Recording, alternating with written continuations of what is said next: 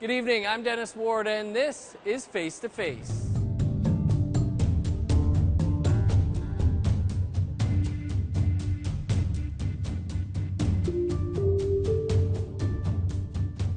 Our guest this week is Anishinaabe playwright and author Ian Ross. Ian is from Penamotang First Nation in Manitoba. He has written for theater, film, television, and radio. Many will be familiar with his character Joe from Winnipeg, who would share his everyman commentaries on politics and society on radio and television. Ian was the first Indigenous person to be awarded the Governor General's Award for Drama in 1997 for his play Farewell. Ian's most recent play, The Third Colour, is a dramedy that traces the history of Canada from pre-settlers to current day through the eyes of two spirits in the shape of Indigenous women. The Third Colour had its world premiere in the month of October at the Prairie Theatre Exchange in Winnipeg. Ian, thanks so much for joining us. We're here at the Prairie Theatre Exchange in Winnipeg, and let's start with your latest play, The Third Colour. The tagline is, "Where do we go from here?" Exploring what's next when it comes to reconciliation. So what is next? Well, personally, I don't know. I have ideas, right? I always kind of joke that if I thought I had answers, I would have become a politician. But instead I have questions, and that's why I became a playwright, because that's what I think good plays do, is they raise questions. And when it comes to reconciliation, in a funny way, I think some people within the country actually think it's done, it's a done deal, we're good. Whereas if you talk to anyone who's Indigenous, they're going to give you the opposite, like, well, we haven't even started, right? So I'm not sure. I'm not sure where we go. I'd like to think that we do keep moving forward, because I've seen change in my life. I've seen positive change in my life, but it's been slow. And that's okay too, because sometimes if change comes too quickly, it can destabilize things, right? So. You say every good play asks a question, and The Third Colour asks the question of whether Indigenous people should buy into reconciliation with Canada or go their own way. Can you talk about that? Sure. Well, unfortunately, what still happens is, if we look at, say, government and their relationship with our people, there's always this kind of confusion about why we don't trust them, right? And just today, like just a few hours ago, it was announced that the government, the federal government, was going to appeal the decision on the Canadian Human Rights Tribunal ruling regarding compensating First Nations children who were put into care, right? So on the one hand, we're being told, you know, oh yes, we want to reconcile with you, we realize this, but then when it really comes down to it, it's like, oh, so no, you don't. You're going to fight this. And why? Because it costs you money, which again just stupefies me, because if you look at the wealth in this land, in this nation of Canada, right, who's been here the longest? We have. So just using simple logic, like, who should be the wealthiest people if we're talking about money? It should be us, because we've been here longer than anyone. And instead, we're the poorest of the poor. So excuses are made, you know, oh, we're lazy, we're this, without any acknowledgement of historical oppression that's happened and is still happening today, right? So it's a time where there's still a lot to be done, and people's attitudes need to change. That's one thing I definitely would advocate for. Hey, that's not fair. What? I want one of those. Your side didn't have this tech. Sure we did. I don't have another one. I don't want to play anymore. It's your game. You insisted we play. Not like this. Ow! Ow! We've talked a little bit about, you know, the reaction to this latest play, and you know, some people were cheering, standing up, happy about it, and others, you said, were sitting there with their arms crossed and, you know, visibly, potentially upset. You know, what does that say to you? It says to me that the play is working as a piece of art, as a piece of theater. In my opinion, theater should be dangerous. You should not really know what to expect, and you should not be afraid to be challenged when you come to theater. Challenged in your beliefs, challenged in how you think, which to me is really important. And that's the beauty and power of theater that I appreciate so much, is that this art form has changed me, the way I think about certain things. Like, I could tell you all kinds of stories where I've been to plays and I just literally had those moments of where, oh my goodness, I have been thinking about things in a wrong way for me, right? And so that's what I love about theater. Well, you also said that one of the biggest, if not the biggest issue facing Indigenous peoples right now is identity. Can you talk a bit about that? Well, that was a part of my discovery just in myself in terms of who I was, right? Because growing up I grew up in a reserve, but also in a Métis community, also in the city of Winnipeg.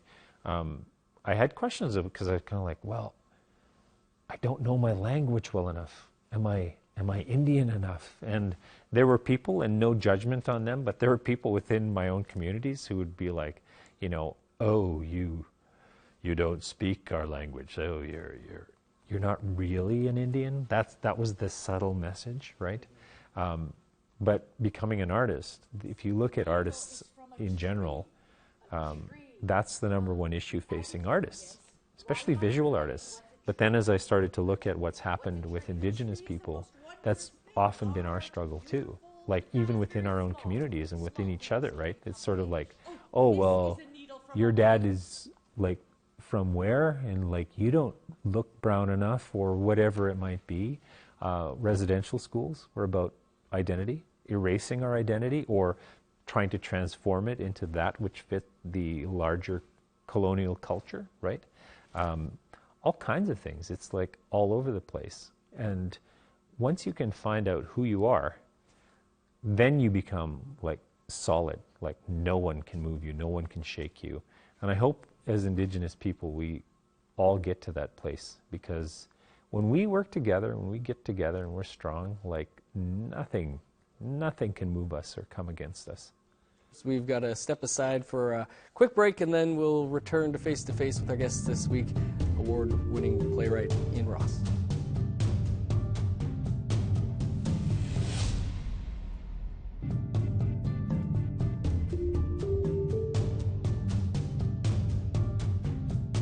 Welcome back to Face. Our guest this week is award-winning playwright and author Ian Ross, and we're here at the Prairie Theatre Exchange in Winnipeg. And Ian, you were the first Indigenous person to ever win the Governor General's Award for English Drama. That was in 1997. What did that mean for you and your career? Ruined my life.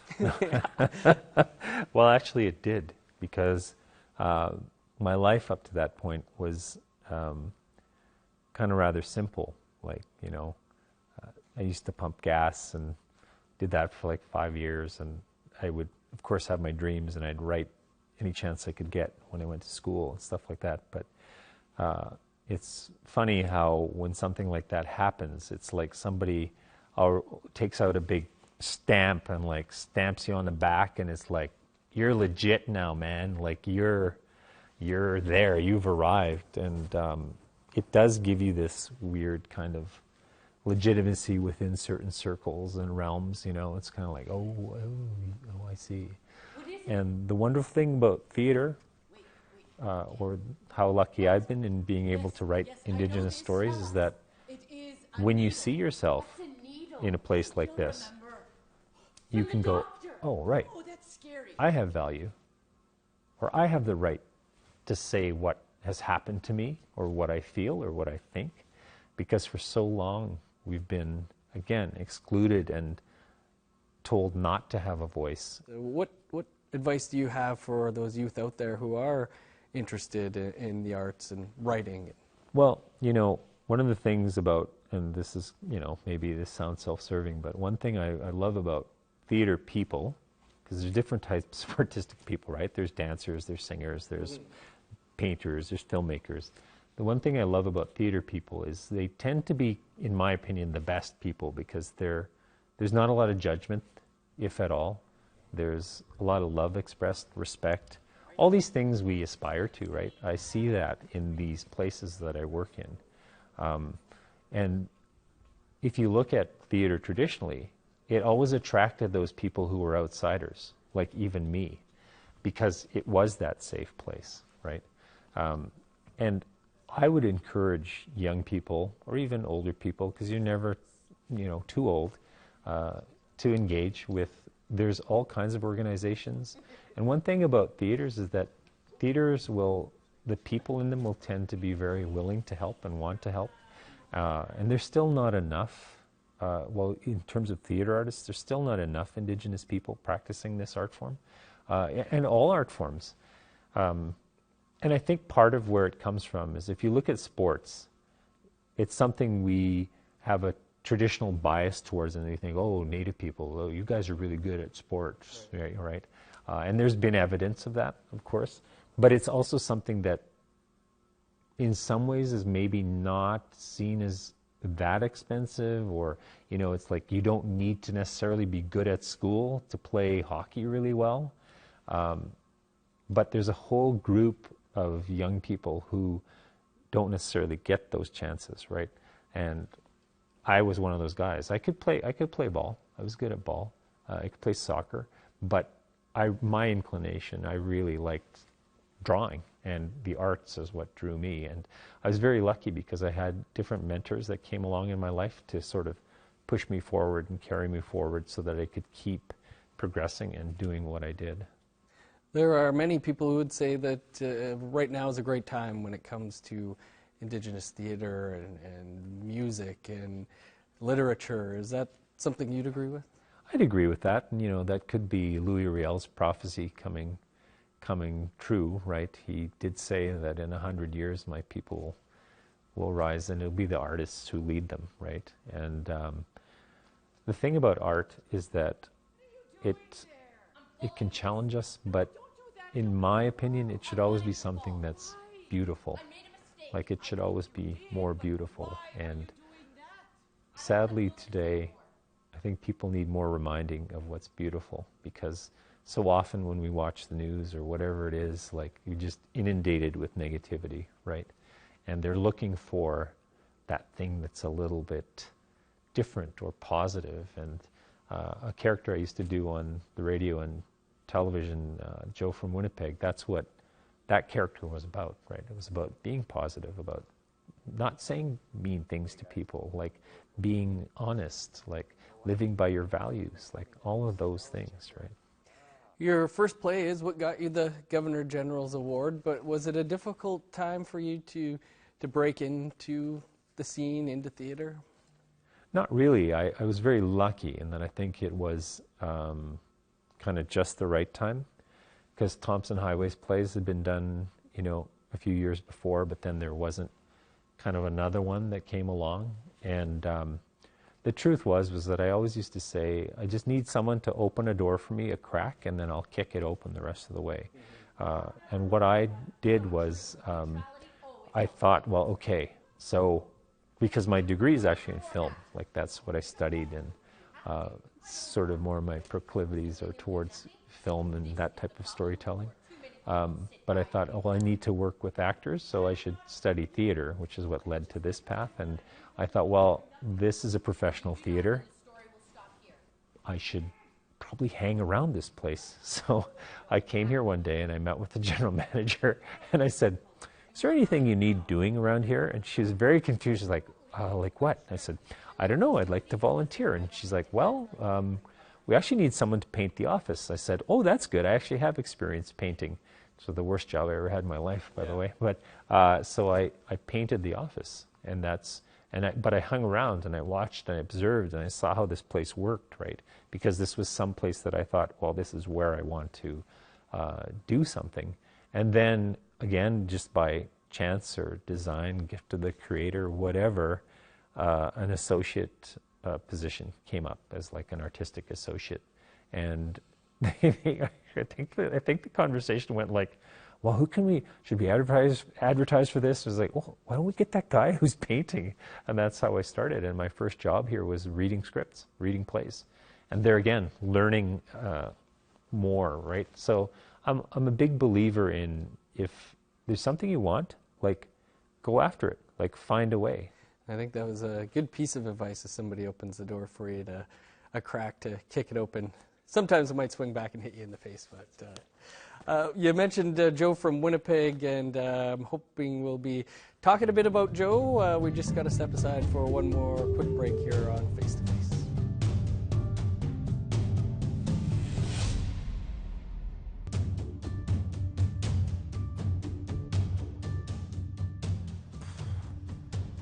Oh, hi guys, I'm Joe from Winnipeg. You're probably wondering who's this guy sitting in a raft like he's some kind of outdoor enthusiast, eh? Or maybe a giant tiger explorer. I say that because that's where I bought my raft. Well, I'm just a guy who likes to yap, talk to people, observe on things, eh? You know, I used to do this before. That was a long time ago. That was when the interweb was in its babyhood, eh? Welcome back to Face to Face. Our guest this week is award-winning playwright and author Ian Ross, and you just heard a little bit of one of Ian's characters, Joe from Winnipeg, and a character that many, at least in the Winnipeg and Manitoba, might be familiar with. How did Joe come to be? Joe came to be out of poverty, actually. I remember I had a meeting I had to go to in downtown Winnipeg, and I lived in the West End, St. James, and I didn't have, I think at the time the bus cost $1.25, something like that. And I was walking to my meeting because I was trying to scratch up some dough, right? And I was walking in front of the Tim Hortons on Portage Avenue, and one of those old orange Winnipeg city buses flew by me, the ones with the Nike swoop on the side. And I was really upset with myself. I was like, man, I said, you're pathetic, man. You don't even have like $1.25. Like, what's going on?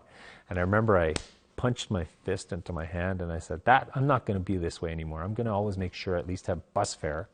And so I came up with a list. I made a plan. Came up with a list of who I knew. And at the top of the list was a producer at the CBC named Tom Attico. And so I thought, okay, I'm going to call Tom, because he was at a writing session somewhere, a teaching session, and he said, if any of you ever have any ideas, like, feel free to come and meet with me and discuss them. So I thought, okay, I'm going to go see Tom. And I knew that if you go do a pitch, you need to have more than one idea. So I came up with 5. And he took a meeting with me, and I started talking with him, and I said, I want to do this and this and this. And he loved the first 4 ideas. The last one he hated, which I don't even remember what it was, but he just hated it. But the first one was doing commentary. I said, but it wouldn't be me, it would be a character. And he was like, oh, okay, that sounds interesting. He's like, let's give that a try. I'll pay you $100. I was like, $100? I've arrived. Yeah, I can eat. Rides. Yeah, and that's a lot of bus rides. And then I don't know why I did this, but I've never done it before or since. But I thought, if he's going to pay me $100, he'll probably pay like a friend of mine $100 if I could find an actor to do it. So, because I can act, I enjoy it, but it's not like I want to be more of a writer director. And I said, there's actually this actor I've been thinking about that I think he'd be really good in this. And I think Tom saw through it, and he kind of was like, yeah, he's like, it's fine, we'll pay him $100 too. Mm-hmm. So that actor was from the same reserve as me. His name is Lenny. And I sat down with Lenny and said, this is what we're going to do. It's a guy who talks about, in this first instance, it's about food, but the food is a metaphor and a teaching lesson. And Lenny was like, yeah, okay. Except Lenny's accent was much thicker than mine. And Lenny would always sort of mess up English a little bit, but you knew what he was saying, right? And I remember one time Lenny says to me, he's like, boy, Ian, you know who makes the best Subways? I was like, no. It's like, Subway. I was like, okay, Lenny. And so I took Lenny's voice, but then when it came time to do the recording, I couldn't find Lenny that day. And it ended up being me, which wasn't what I wanted. And I remember looking at the paper, the script I'd written, and I looked up in the booth because it said Lenny from Winnipeg, right? And I said, hey, what's your name? And the tech who was adjusting levels and stuff, he looks up and he said, Joe. And I said, Joe, good enough. And I scratched out Lenny's name and I put in Joe. And then I just had to, because it was written in Lenny's voice, I had to emulate that accent, which comes back to me if I spend time on the reserve. And so it came out, right? Like, hey, you guys, I'm Joe from Winnipeg. Today I'm going to be talking to you about sawdust, whatever it was, right? Which was funny because there were a couple people that criticized me because they said, you know, well, you don't talk like that. Your accent's not that thick. To which my response was like, because I'm acting? And then some people tried to say that I was perpetuating a negative stereotype of Indigenous people. And I said, well, what is this character about? He's about seeking understanding, listening to people, respecting one another, loving one another, being good to one another. And I said, you know what? If those are Indigenous stereotypes, then yeah, I'm all for it. And I'll perpetuate that all day long. The character became widely popular.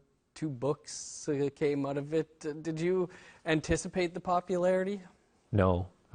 Actually, it was like more like 3 or 4 books came out of it. It was like, and CDs. And it was interesting because the CDs and the tapes, they all sold out. But we gave all the money to Winnipeg Harvest, you know. Because the character taught me a lot about money and our relationship with that. But no, I did not anticipate that. So you revived the character a couple of years ago on the YouTubes. Yeah, on the YouTubes. And, you know, kind of talking about today's technology. Is that something you're hoping to keep up?